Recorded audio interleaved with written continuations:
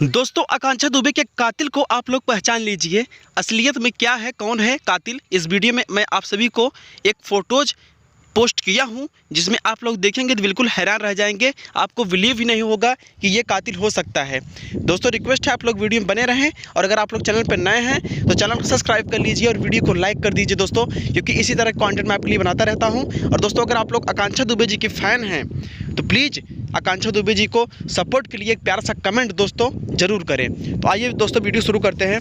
दोस्तों, आप सभी को बता दूं, जिस दिन सुसाइड हुआ था उस रात में आकांक्षा दुबे के कमरे में, होटल में आए थे जिनका नाम है संजय सिंह, जो कि इनको छोड़ने आए थे। इस वीडियो में ये रही फ़ोटोज़, आप लोग देख लीजिए। जो बैग लिए हैं साथ में कार से उतर रहे हैं दोस्तों, यही है संजय सिंह। सब लोग ये बोल रहे हैं कि संजय सिंह आरोपी है, समर सिंह आरोपी है। अभी समर सिंह हाल में ही गिरफ्तार हुआ था दोस्तों। आप सभी को बता दूं कि ना तो समर सिंह है ना ही संजय सिंह है दोस्तों। इसमें नाम आ रहा है अनुराधा सिंह और संदीप सिंह का, जो कि बहुत ही जल्द वो लोग पकड़े जाने वाले हैं। तो प्लीज़ रिक्वेस्ट है आप लोग